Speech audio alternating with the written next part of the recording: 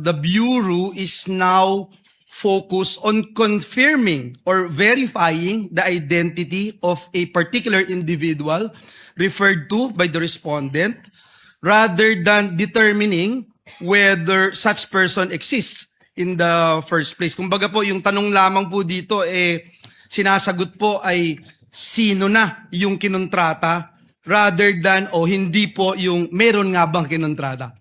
Your Honor,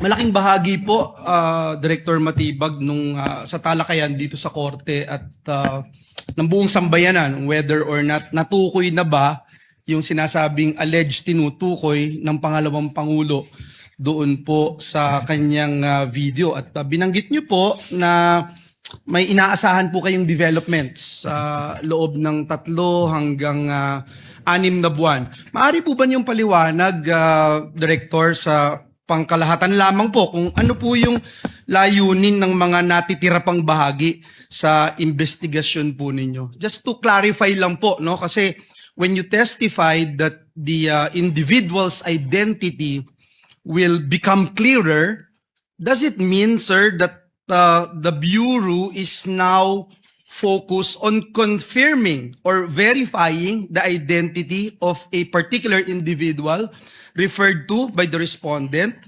rather than determining whether such person exists in the first place? Kumbaga po, yung tanong lamang po dito, sinasagot po ay sino na yung kinontrata rather than o hindi po yung meron nga bang kinontrata. Your Honor, 2 bagay po para makarating po tayo dun sa kasagutan sa inyo pong katanungan. Una, sinabi ko nga po with certainty, meron kinontrata. Ano po yung basihan? Mismong ang Vice Presidente na publicly, it is an extrajudicial admission na tinanggap na niya at sinabi na niya na meron akong kinausap na mag-assassin o mamamatay tao para patayin ang presidente at siya ay pumayag. So that is an admission na meron po. Pangalawa, bakit po natin tinutukoy at tinahanap? Dito na po pumapasok yung kailangan natin siyang makuha, hindi upang sabihin na kami talaga ay nag-usap ni Vice Presidente. Kasi yun naman pong sinasabi ko nga, yung pag-uusap na may papatay at hindi naman nagawa, wala naman po tayong pinag-uusapan na krimen doon.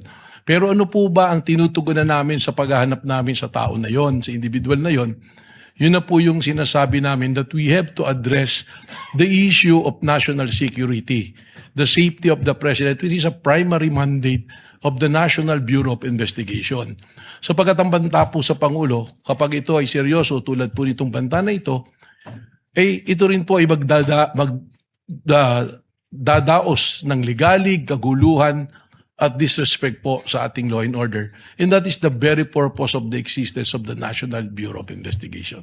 Yung binanggit niyo ho na may mga persons of interest, so yun nga po, no? Tinutumbok na po nito na nandun na po kaya kayo dun sa sino ang kinontrata rather than meron nga bang kinontrata. Tama po, Your Honor. Thank you, Director Matibag. Nabanggit niyo po kahapon din yung parte ng network ng respondent na tinatawag na Davao Death Squad. Batay po ito dun sa ebidensyang nakalap po ninyo, sabi niyo sa NBI, at meron po kayong nakikitang impormasyon na nagsasabi gusto kong malaman kung meron po kayong nakikitang impormasyon na nagsasabi na aktibo pa rin po ba ito noong 2024 kaya naging part ito ng inyong assessment sa kapasidad ng respondent? Sa amin po investigasyon lumalabas na meron pa pong mga existing. At katunayan, without naming names, ganito po, ilagay na natin sa konteksto na nagsimula po kami sa maraming pangalan and we narrowed it down. Siguro ito na inaantay ng marami rin na finally ma-identify natin. We are narrowing it down already to less than 20 individuals at may mga pangalan na po kami nito. Sa katunayan po, yung iba po rito, kausap na po namin yung kanilang mga pamilya o kakilala.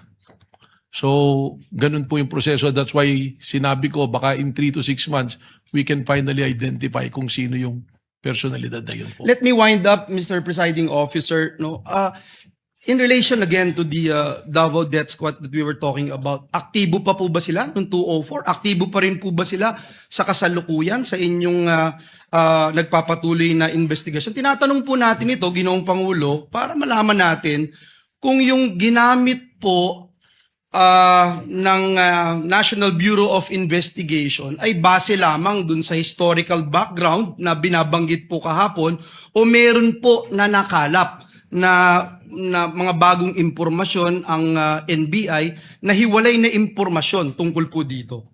Well, again, kanina po tinanong po ng kagalang-galang Senator Erwin Tulfo, we are not limiting it to the Davao Death Squad. Sabi ko nga po, meron pong mga aktibo pa sa serbisyo na men in uniforms at kasama rin po dito ang Vice President Sara Security Group po. So even those who are actively involved right now, men in uniform, is that what you're saying? That is something that I can say because general naman, it will not Kindly go to wind the up. identity. Yeah, that will be Meron all, po. Mr. Presiding Officer. Thank you, Director Salamat Matibag. po. Salamat po. Thank you.